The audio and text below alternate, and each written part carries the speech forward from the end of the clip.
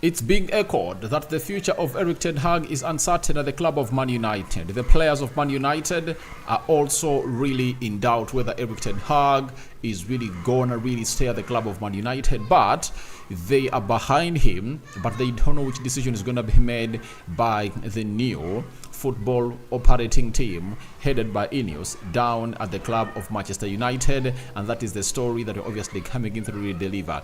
We are already having Chris Wilder, one of the Create Boy journalists, coming in from the Daily Mail. We are having Gary Neville having something to say about the future of Erik ten Hag. There is Roy Keane is also having something to say about the future of the manager of Man United, that is Erik ten Hag. Smash the like button, comment and share. If at all you're watching us for the very first time, endeavor to subscribe to this channel so as not to miss out on stories that we do upload in here on a daily. Rokan David is my name, and I've gone ahead to make up my mind that every day that we are obviously gonna come here, we are starting it off with a live stream. That is it. We've gone ahead to start with a live stream today. Tomorrow, we are going to make it a point that we talk to you on a regular, because I found it very important to really be talking to you, because it's really what I should be doing. Your comment section, the comment section is going to hate to be having in very many questions. I've gone ahead to make a decision that I should be talking to you, and through talking to you, that's when I'll be obviously answering your comment section. But sorry, your questions. Go into the comment section and tell me what your thoughts are about the factors that we're going to talk about, and everything I hint on, your reaction will be welcome into the comment section below. And it's a Wednesday.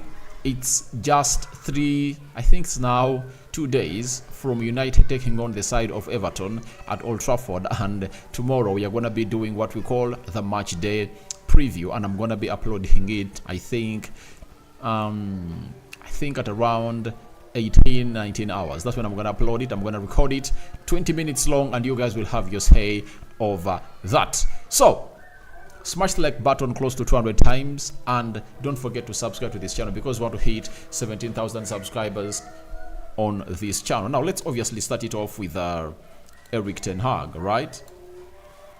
Now, a story came in through from Chris Wilder.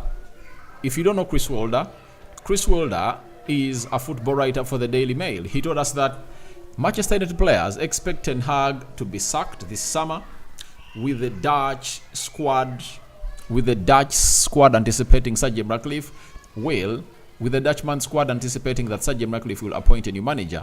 Many in the United squad believe it is likely new co-owners INEOS will make a change at the end of the season and sack the Dutchman after 2 years at the helm. Now, he was like, ten Hag is going to be sacked at the club of Man United, and then he told us that the players think ten Hag is going to be sacked. I've come out and really spoken a lot about this. I think I'll sound like I'm repeating myself over the sacking of Erik ten Hag. Let me tell you this. After the end of the season, a lot can happen. 80%, I'm 100% sure ten Hag is going to be kept at the club at the manager of Man United. 20%, he might be sacked. But ten Hag has always gone ahead to see these stories surfacing in the media when he obviously loses games. Ever since this year started, United has been on a very winning run. We beat Wigan, Newport, drew with Tottenham Hotspur, went ahead to beat Aston Villa, went ahead to beat Wolverhampton Wanderers, we beat West Ham, we beat Luton Town, and everyone was like, United deserves this manager to be here. And we all know that every time we really go ahead and really get a loss, that's when such stories are obviously brought up by the media personnel, and I don't blame them, because they're having their editors, and the editors tell them, please, can you manufacture out a story in what ten Hag is going to hate to do? When he loses, we should really come up and put up a story that he's going to be sacked. That is it. Do you hear such stories of Erik ten Hag nearing a sack, when he loses? So I don't really find it sane for people to come out and really put in such scenarios and paint such pictures that Erik ten Hag is going to be sacked, yet we all understand that it's really one of those moments that everyone will have to believe in, that the manager is here to stay. I still have a belief in him that the owners of the club of Man United will give him a chance to work with him. And I see it as one of those possibilities that they'll give him a chance to work under him and really rectify lots of things that Ten Hag believe are not right at the club of Man United, and then give him like 1 year or 2 years and see how he's really gonna prevail, because everyone knows why Ten Hag is not competing with Arsenal, Liverpool and Man City. That is it. It's because of how Arsenal, Man City and Liverpool are really organized at the helm of the club. The sporting director, head of recruitment, even the owners know what the game of football is all about. But for Erik Ten Hag, he's the sporting director, he's the negotiator of the deals, he's the coach, of the team. So he's doing a lot single-handedly. And the people that have been appointed the club to be doing this job are really naive, and they cannot really meet the levels of Erik Ten Hag. And I tell you, no one at Man United, before INEOS came in through, could sit down Erik Ten Hag and question his style of play. No one could come in through and really tell him, we want to play like this. You get? No one could come in through and really front players that could obviously go in and do the needful. For example, Erik Ten Hag wanted Mason Mount, but there were very many players at the price of £60 million that would have gone ahead to obviously come in through and do a better job at the club of Man United. I want to give you examples. Why did Erik Ten Hag spend all that time talking to Mason Mount, yet McAllister was there for £35 million from Brighton, and McAllister is a better talent than Mason Mount? You understand? That was brought about by the ignorance and naiveness of Richard Arnold and John Mata, because they are not technically enough, and they don't have stats, and they don't have scouts that can really get them players, because McAllister is a better player. He can play as a CDM, he can play as a number 10, he can play as a box-to-box midfielder. And if you are a very good sporting director, I would have gone ahead to say, before we really negotiate a deal of Mason Mount, because they negotiated that deal from March, why didn't they negotiate a deal of McAllister? Negotiate a deal of McAllister, convince him to come to Man United. Champions League football was there. Liverpool never had Champions League football. We really looked a more improved side than Liverpool. McAllister would have gone ahead to be a player of Man United. But because Ten Hag admired Mason Mount way back when Ten Hag was really coaching down in the Dutch league, and he saw him play for a certain Dutch team, that's why they really went ahead to dance to his tunes. No one could obviously tell Ten Hag, please don't do that. But when you're having competent people at the club, they'll tell you, no, I know you want Mason Mount, but McAllister is better. Look at Onana at Everton.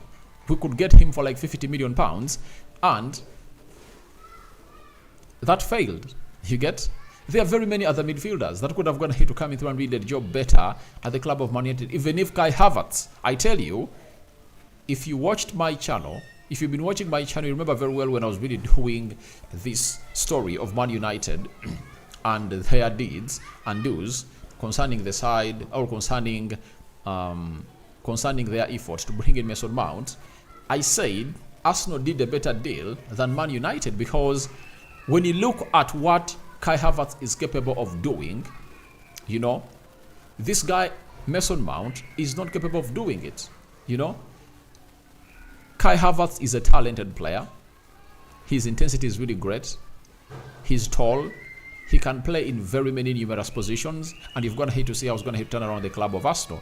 But Mason Mount has been injured ever since we brought him in. So such decisions, are made by competent people, and that shows the competency of your club. If your club cannot come out and really make such statements for you, then you are really doomed. Totally and totally doomed, because you can't come out and really do what you are supposed to be doing as a side of Manchester United. And that's why these clubs really come in through and really beat us on. But if you really have a very fantastic team that can obviously win you lots and lots of things, then there is no way you aren't really gonna come out and really win your games, because of the decisions that you would have gone ahead to make that put you in the ilk of really being competitive. So look at that only. If you brought in McAllister instead of Mason Mount, McAllister would have gone ahead to be a very huge part of the team of Man United. Imagine McAllister, Casemiro, Bruno Fernandes, and Kobe Mainoo. Imagine that midfield. Imagine it. But we spent 60 million pounds on Mason Mount, a player who was not going to hate to feature for even 3% of our season. You get? So, those are things that are making us different, from other teams. We are looking worse. And those marginal lines, those little few things that teams go ahead and obviously don't give a lot of attention to detail, really lead to us to be playing into that situation. Now, for Erik ten Hag, he has a lot to tell the board that ABCD has not been happening that it was happening. Because I know when Sir Jim Ratcliffe came in throughout Man United and really held a meeting with Erik ten Hag, his question was, I think the first question, why aren't you really performing very well? I think he told him bluntly that I'm not performing very well because I don't have competent people ahead of me. I need a sporting director who knows what to do, who has gone ahead to do it elsewhere. We need a CEO who knows what the game of football is all about. And he shouldn't be learning on the job. He would have gone ahead to be doing it elsewhere at the club. So that is what Man United really needs. And we need the head of recruitment. We need a BCD. We need to negotiate on which players we are going to bring in the summer before even the summer kick starts in. That means from January, we should be looking in for people who are really responsible, obviously coming in through the next summer transfer window. You understand? That's how teams do business. Man City has already gone ahead to obviously sign one of the players that plays in Girona already. Teams like Arsenal have already gone ahead to sport Douglas Luiz, Gyökeres, Diomane, Olise, very many huge players Arsenal looking at because they know what it means, and the early bird catches the worm. So those are things that are really minimal, and you fans of Man United have just gone ahead to come out and say Ten Hag should be sacked. But why should he be sacked when he's not working under the same conditions like the sides of Man City? The same journalist Chris Wilder said that Man United players are increasingly doubtful that Ten Hag will be in charge next season. Ten Hag still has the support for the dressing room. Erik ten Hag still has support of United dressing room, despite some complaints over the intensity of his training reign. However, many in the United squad believe it is likely INEOS will make a change at the end of the season. So, the players of Man United are still backing the manager, and that is the most important aspect about this, because you need to see your players behind the manager. And I was one of those who really regularly came in here and told you that these players are behind the manager of Man United because of what has gone ahead to happen and really prevail at the club of Man United. There are moments when we really had to create, when these people really had a chance to create a way to sack Erik ten Hag. And remember, by then, everyone was like, these players want Ten Hag out. You remember? They were like, Ten Hag is wanted out. Ten Hag should be sacked. I said, if these players wanted Ten Hag to be out, they wouldn't have gone ahead to win the game of Nottingham Forest by 3-2, yet Nottingham was like 2 goals ahead. Look at the game of Brentford. There we come up back and really win it. The fight that was put out by these players was really anonymous, and you had to obviously really do that. So, I don't think that these players have ever gone ahead to obviously turn around the manager. They love the manager because the manager's gone ahead to obviously play players on merit. And no player at Man United has gone ahead to put in a very good display, and the manager has gone ahead to deny him a chance to start. That is evident. Even those players that we thought that are really untouchable, Marcus Rashford, Casemiro, the other player was Anthony. Ten Hag has gone ahead to obviously bench them, and if we're going ahead to see them serve the bench, goals after them not performing very well, the Garnachos. So, what does that echo into your mind? It echoes something serious, that this manager doesn't practice favoritism. You only come onto the pitch because of how good you are. So, the players are behind the manager, but they are really doubtful of his future. I'm one of those people that think Ten Hag is going to be here, though I cannot rule it out that they're going to sack him. But where do you find a team that sacks a manager when the new owners are not going to have to give him a chance to work with them? Trust me, Ten Hag is being loved at the club of Man United by the fans. He's loved. He's loved. And one of the most important things we should put into consideration is every ownership that is going to have to come in through and knows what the game of football is all about will give a manager a chance who can obviously promote young talent from the academy, because that will help them reduce the amount of money they spend.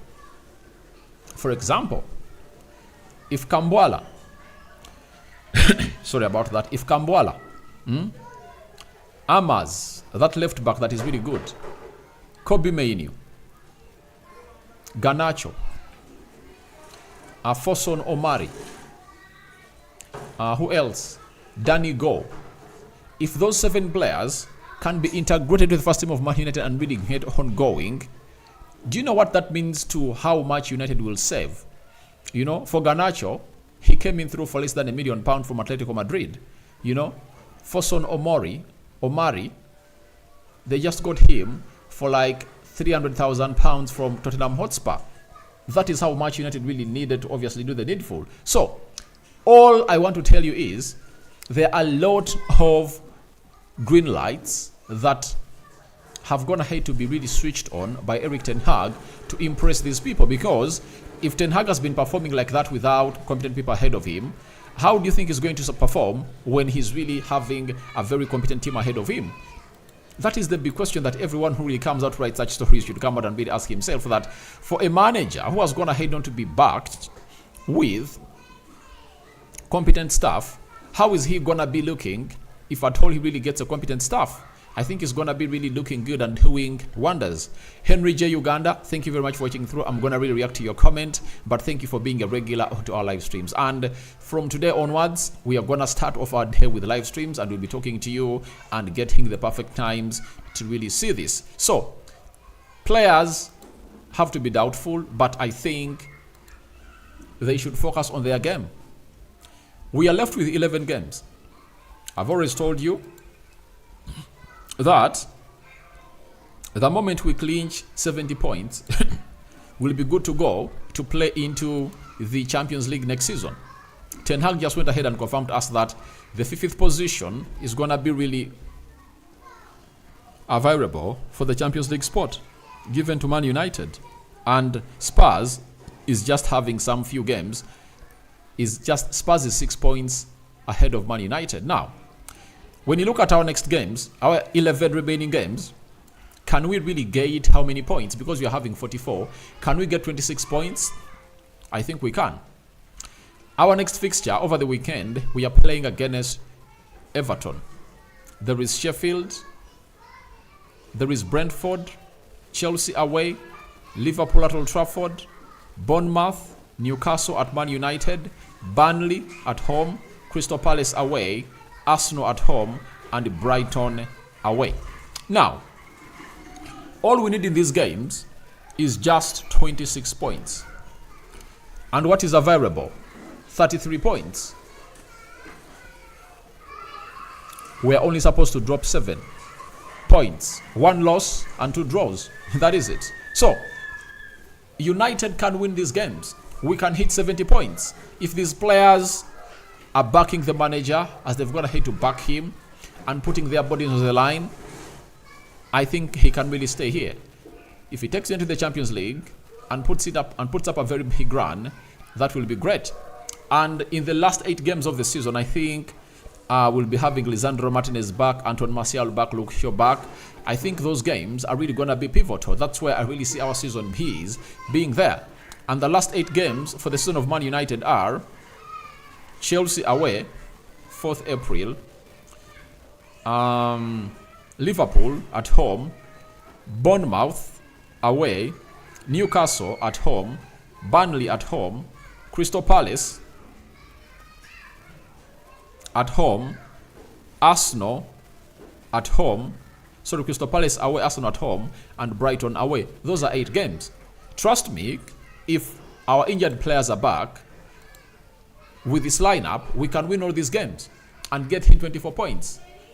First and foremost, Onana in goal, Diallo right back, Luke Shaw left back, Lisandro Martinez and Varane in the central defense, Casemiro, Kobe Mainoo, Bruno Fernandes, midfield 3, Garnacho right forward, Rashford left forward, Rasmus Højlund through the center. I tell you, we can win these games. We can really win these games. That is it. Now, Chris Wilder also went ahead and really put in this threatening article about Ten Hag's future, that Erik Ten Hag has confided to coaching staff and agents that he has no guarantee over his future at Man United. There is belief that Ten Hag needs to freshen up the sessions and go easier on Man United players to keep them fit for the rest of the campaign.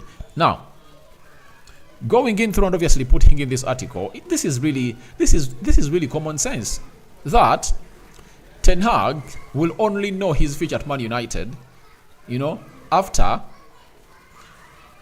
these people have gone ahead to obviously recruit everyone who is supposed to be really at the game. Dan Ashworth, if he comes in through, sorry about that, if he comes in through as a sporting director and a recruitment officer is really brought in, then he'll have to really let everyone understand whether he's really doing the needful, And if he's really doing the needful, then the rest will be history, And let no one really lie to you, That Man United has gone ahead to make a decision yet. I think that decision is not up yet at the club of Man United. And we should really look at this and really understand that a lot is still at play for the club of Man United. So, for that article that that Erik Ten Hag, that Erik Ten Hag has confided in his agents that he has no guarantee, I understand. But that is knowledge that you can obviously come in through and really understand why it's like that. Because the people that are responsible to obviously come in through and really make a combined decision on whether he's the right man for the job have not gone ahead to arrive, especially the sporting director. The CEO is here, but he's not responsible for everything that is going into the club of Manchester United. So, I really understand the point of view about this. But that cannot come out and really confirm to us that his future is really uncertain, as they're being said. I'm 100% sure this guy is going to be the manager of Man United for the next long period possible, So, smash the like button, comment and share. If you're only watching us for the... Don't watch this video. A moment, guys. Smash the like button, comment and share. If you're only watching us for the very first time, endeavor to subscribe to this channel so as not to miss out on stories that we do upload in here on a daily. Smash the like button close to 50 times or 100, because I know this is really one of the hugest stories that you've been waiting for me to really present to you. But for me, I think Ten Hag is going to be the manager of Man United. That is it. And I think we should come out and really put up a poll that, do you think Ten Hag is going to be the next manager of Man United? Because most of you really have your own thoughts about it. But in my understanding, I really find it very insane for any person who comes in through and really sacks a manager who has not gone ahead to work with, because he has proven that when his players are on the field of play, he can play his best football, and he needs to be tested by INEOS. I cannot really say that Ten Hag has not gone ahead to make mistakes at the club of Man United. I think he has gone ahead to make multiple mistakes, but do you know why he has gone ahead to make those mistakes?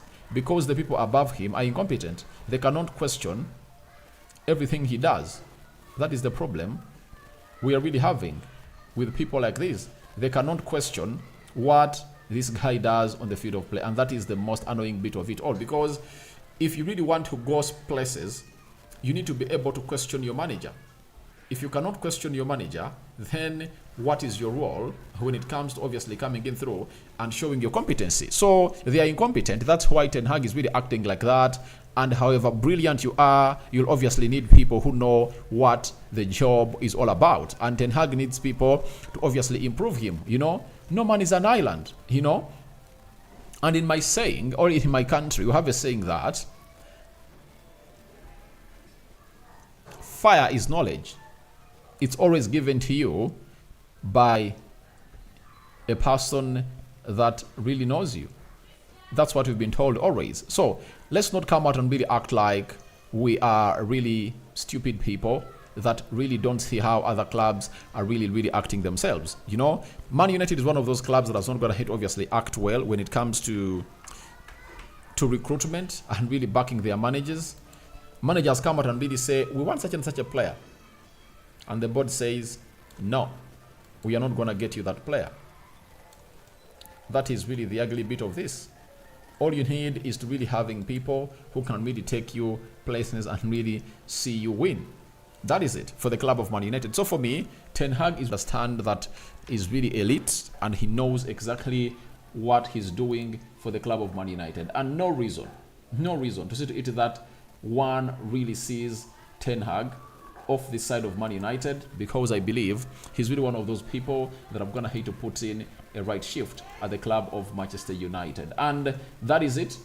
So let's obviously continue to really give you the best of the vibe that you guys really deserve. But don't forget to smash the like button, comment and share. If you're already watching us for the very first time, endeavor to subscribe to this channel so as not to miss out on stories that we do upload in here on a daily. And I'm here for an hour. You know, we are gonna be doing a video of 1 hour on a daily. So after that,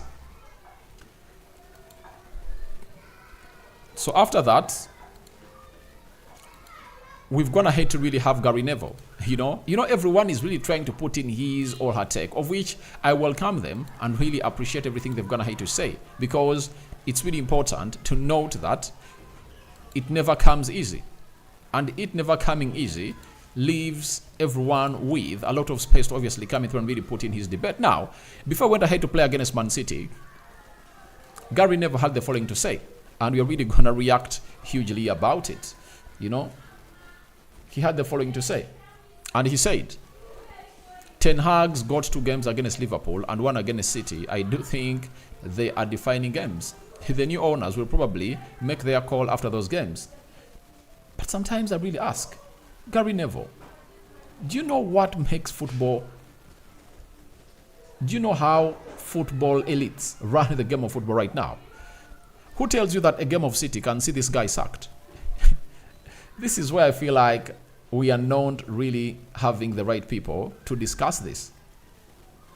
I think everyone who says that Ten Hag's future is going to be decided by the game of Man City where we lost by 3-1 and the game of football is naive. Gary Neville, do you know that if Man United loses the game of Liverpool and win the rest of the games, United qualifies for the Champions League? Do you know that? Do you know that, Mr. Gary Neville? That is the problem I have with these people. You know, those 2 games cannot see Ten Hag really sacked. That is it. Because the game of Liverpool, trust me, the best Liverpool will do at Old Trafford will be a draw. We are going to be playing at home. There is no way Liverpool is going to come out to Old Trafford and beat us. That's out. That's out, you know.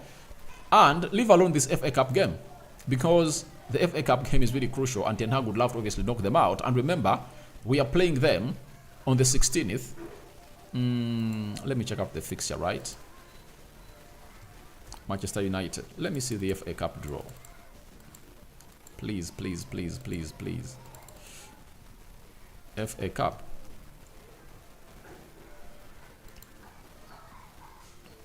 FA Cup. The fixtures are as follows. You understand? Man United is playing Liverpool on the 17th of March. 17th of March, Rasmus Højlund will be back. Mason Mount is expected to be back. Tyrell Malacia is expected to be back. So, if that's the case, we'll be having balance on the left. Well, that back four will balance very well.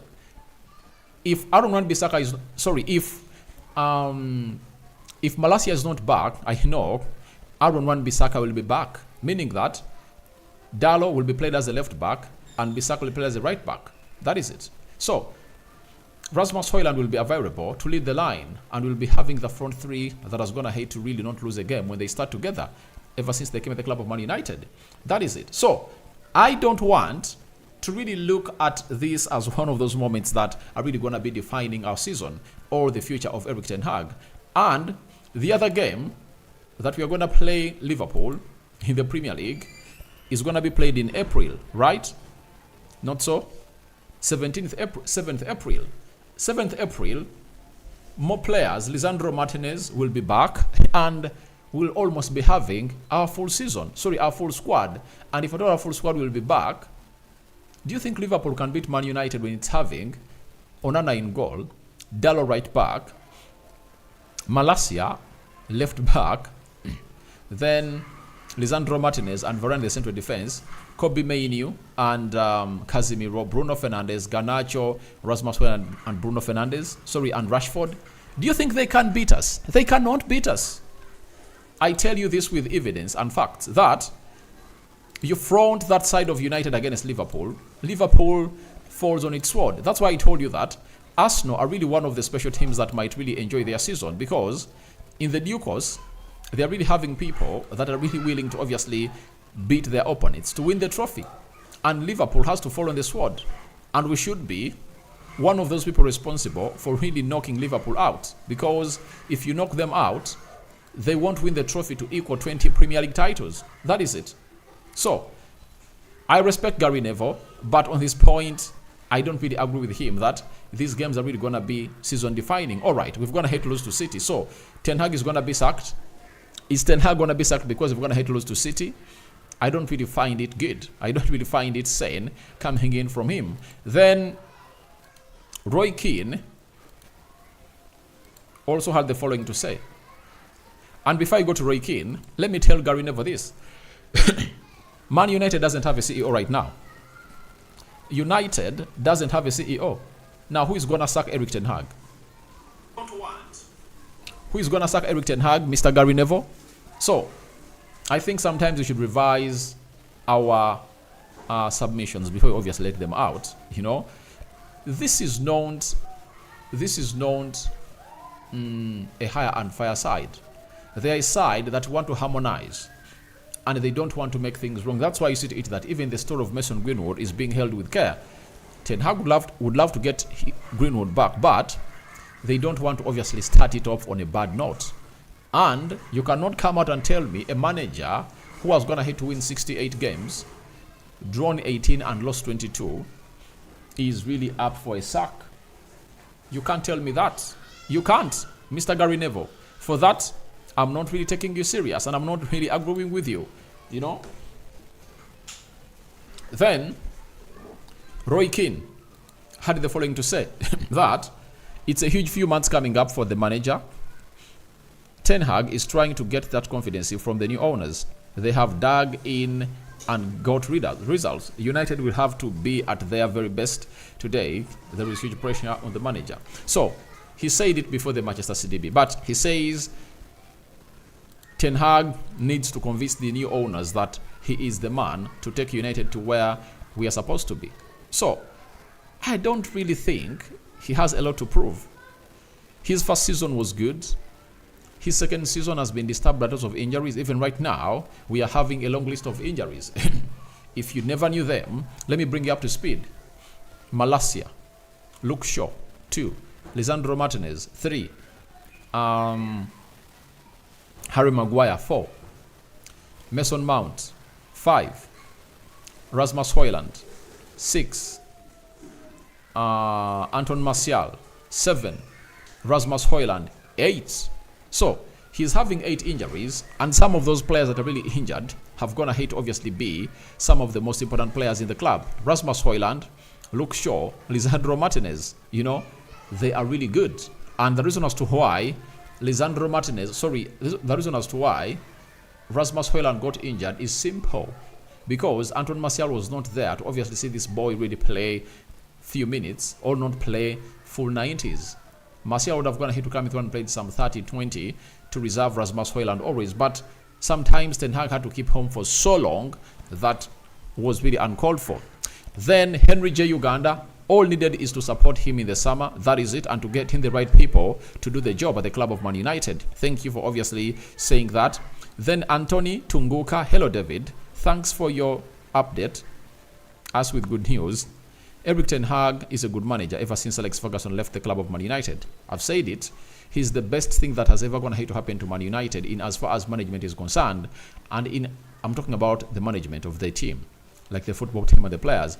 But for the entire team of Man United, the best the best thing that has ever gone ahead to happen in the club of Man United is none other than INEOS coming in through to take over the sporting role. Now, Dominic Sudan, live from South Sudan. Thank you for watching it from South Sudan. How is South Sudan?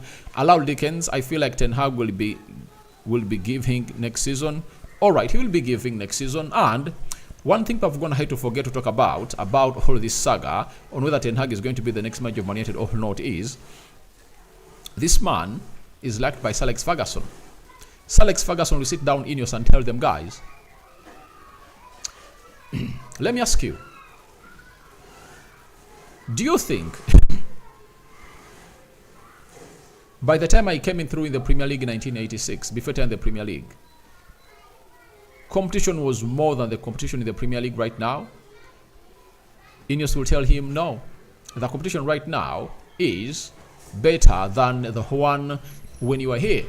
Then Ferguson will ask them, now, if I was given 5 years to manage Man United and to win my first trophy, way back when the Premier League was not all that competitive as it is right now, where close to 5 teams are going in for the trophy and 7-8 teams are competing in for the top 4 positions, what makes you think that Ten Hag, who is really competing with 7-8 teams in the Premier League and even the other ones in the bottom half, can really beat you left, right and center, needs only 2 years?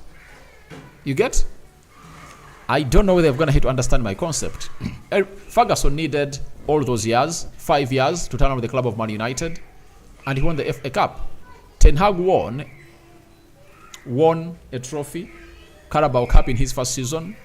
He won the FA Cup. Sorry, he played the FA Cup final, knocked out at the quarterfinals because of injuries, and he finished third in the first season. Second season, he's in the quarterfinals of the FA Cup, and he's really doing well in the Premier League. Now, why do you have to sack him? Don't you think that you should just get him what he wants, sit down with him and really assess the squad and get the best out of the squad? Then you find the best solution for the club. I think that will be the best answer for the club of Man United, not to sack Erik Ten Hag, but to keep him around to do the job. Opio Ivan Rokani, what kind of football are we playing, and why is he not giving chance to Amad Diallo to play? Let me start off with the style of football. There is a story that I really read, about Ten Hag, explaining his style of play. Let me try style of play. I would like to really bring it to you on your screen and really see it by yourself. He said about it, he had something to say about it, that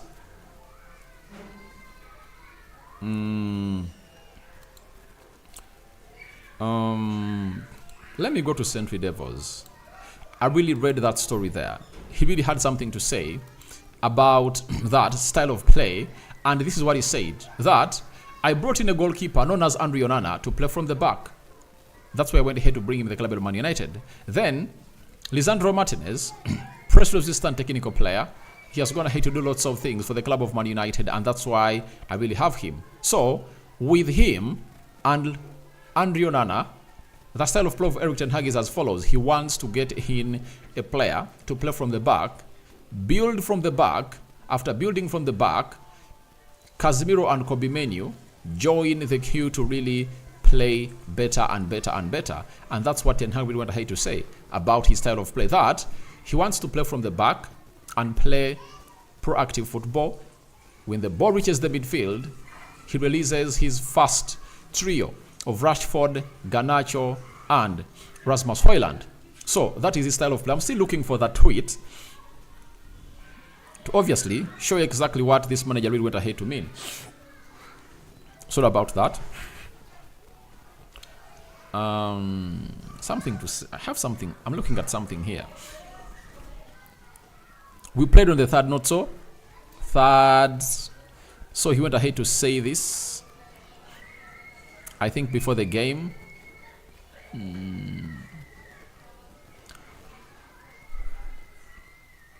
I'm still looking for this, I have something to really show you today. Ten Hag said about it, about his style of play.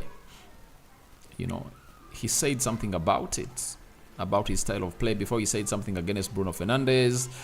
I'm looking for this because I want to give you something very, very, very concrete about this. But after the body language, leave that alone. There is something that was put out here that all of you really need to know. Ten Hag really said it.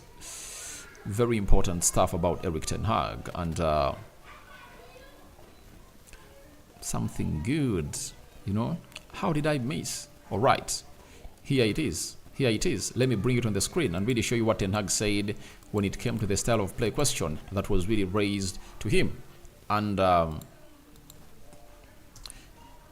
I want to really explain, because you're going to have to ask me this question, but the manager is really going to have to tackle it and really had something to say about it as the manager of Man United, explaining his style of play, on how he wants his team to play and how his side should be really playing to really get United where we deserve to be. So smash the like button, comment and share. If you're already watching us for the very first time, endeavor to subscribe to this channel so as not to miss out on stories that we do upload in here on a daily. So I'm sorry for the delay, but I wanted to look for the story to obviously flash it on the screen and really see it from Erik Ten Hag speaking to the club and the people that were asking him about his style of play. And I think you should refer to this. Opio, you're gonna have to ask this question. Let me really bring it to you right.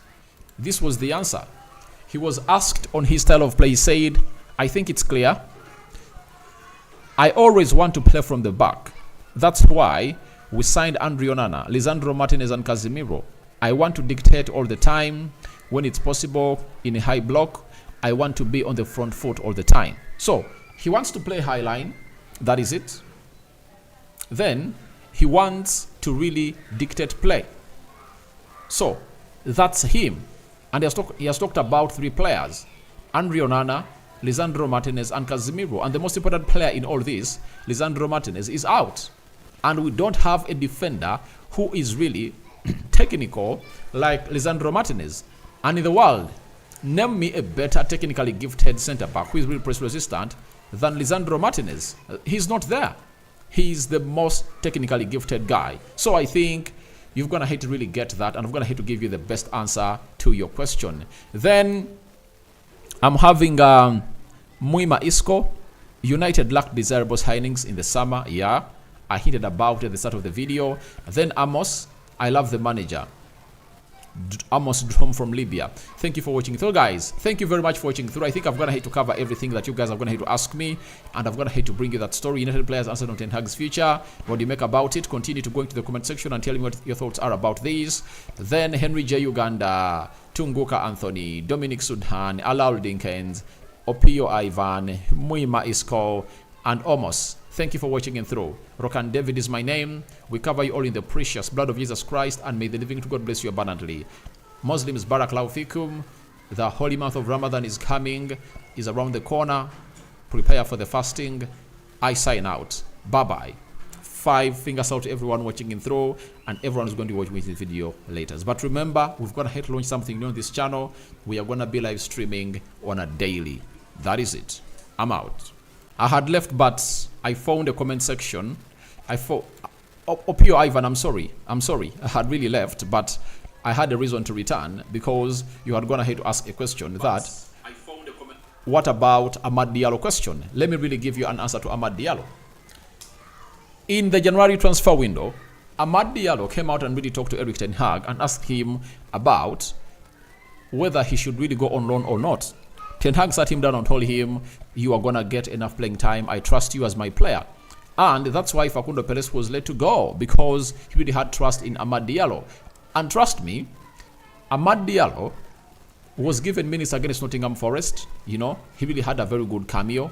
Then he fell sick. Trust me, if he was not sick, he would have gone ahead to start in the game of Wigan Athletic when you're playing away from home. If not starting, he would have gone ahead to get more minutes. But he was not available.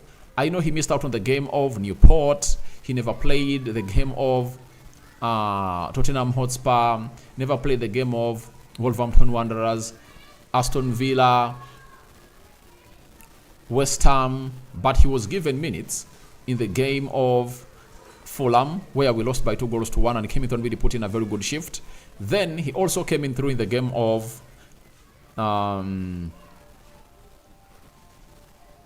there is a game there that he was really given some minutes again. So the game of the FA Cup, where we knocked out Nottingham Forest, Amad Diallo was given chance. So it's a process. It's a process. Let's wait and see how many more minutes the manager is gonna get Amad Diallo. Thank you, Opio Ivan. But I would also love to see Amad Diallo more on the field of play than any other player that he competes with into those positions. So I think I've gone ahead to answer all your questions. Not so?